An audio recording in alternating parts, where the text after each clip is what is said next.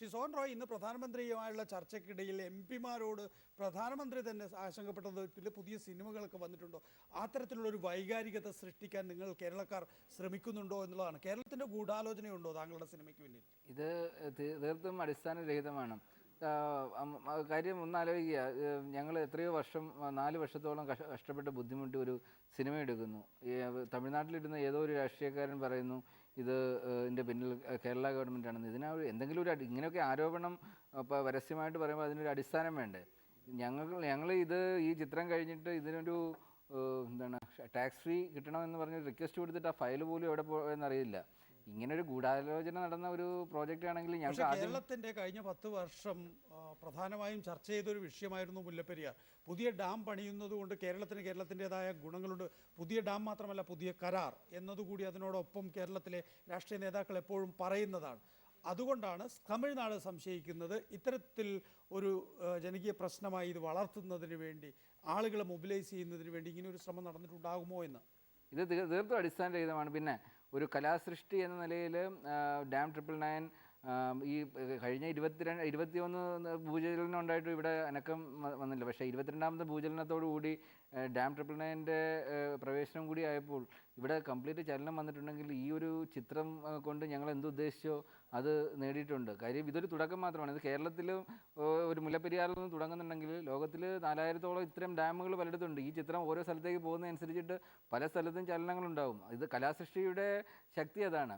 പക്ഷേ ആ കലാസൃഷ്ടിയുടെ ശക്തിക്കാണ് ഇപ്പോൾ കത്തിവെക്കാൻ ഇവർ ശ്രമിക്കുന്നത്. അവസാനമായി പി ടി തോമസ്, പല ഘട്ടങ്ങളിലും മുല്ലപ്പെരിയാർ വിഷയം ഉയർന്നു വന്നിട്ടുണ്ട്. കോടതി വിധികളുടെ സമയത്ത്, അതുപോലെ തന്നെ വെള്ളം നിറയുന്ന സമയത്ത്, ആശങ്കകൾ മറ്റ് ഏജൻസികൾ അറിയിക്കുന്ന സമയത്ത്.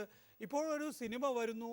മാത്രമല്ല 21 തവണ 2011 മാർച്ചിന് ശേഷം തന്നെ 22 തവണ ഭൂചലനം ഉണ്ടായപ്പോൾ വൈകാരിക വിഷയമായി മാറിയിരിക്കുന്നു. ഇൻ്റർനെറ്റിൽ ഇപ്പോൾ ഇത് മാത്രമേ കാണാനുള്ളൂ, മുല്ലപ്പെരിയാർ. അത് പക്ഷേ ഒരു ശരിയായ രീതിയാണോ? മുല്ലപ്പെരിയാർ ഡാമുണ്ട്, നമുക്ക് വേറെ ഡാം വേണം, സുരക്ഷാ പ്രശ്നമുണ്ട് എന്നതിനപ്പുറത്തേക്കൊരു ഭീതി പരത്തുന്ന രീതി നേരത്തെ അത് ഉണ്ടായിരുന്നില്ല. ഇപ്പോൾ പി ജെ ജോസഫിൻ്റെ പ്രസ് കോൺഫറൻസ് കൂടി ആകുമ്പോൾ അതിവൈകാരികത അതിൻ്റെ അംശങ്ങളിൽ ഒന്നാണ്. പി ടി തോമസ്, താങ്കളോട്. ഇവിടെ നേരത്തെ സോഹൻ റോയിയുടെ ഫിലിമിനെ പറ്റി പറഞ്ഞു. ഞാൻ ആ സിനിമ കണ്ടിട്ടില്ല.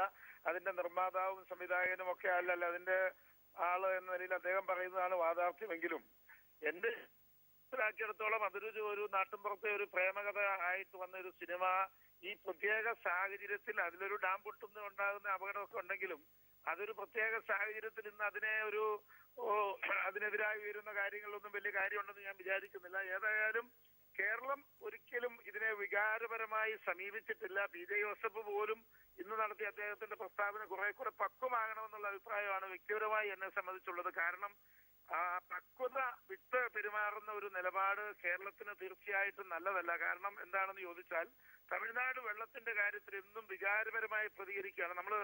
നമ്മൾ കണ്ടിട്ടുണ്ടല്ലോ, കാവേരി ജലത്തിന്റെ കാര്യത്തിൽ വലിയ ആളുകളുടെ ആത്മഹത്യാ ശ്രമങ്ങളും ആത്മഹത്യയും ഒക്കെ നടത്തിയാണ് തമിഴ്നാട് കാവേരിയുടെ കാര്യത്തിൽ പ്രതികരിക്കുന്നത്.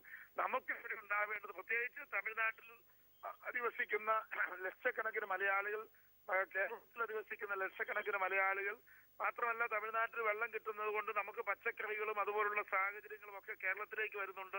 കേരളവും തമിഴ്നാടും ഇതിന്റെ പേരിൽ പരസ്പരം കലഹിക്കേണ്ട ഒരു സാഹചര്യത്തിലല്ല, മറിച്ച് നമുക്കൊരു ഡാം പണിയണം എന്നുള്ളത് നമ്മുടെ സുരക്ഷയുടെ പ്രശ്നമാണ്.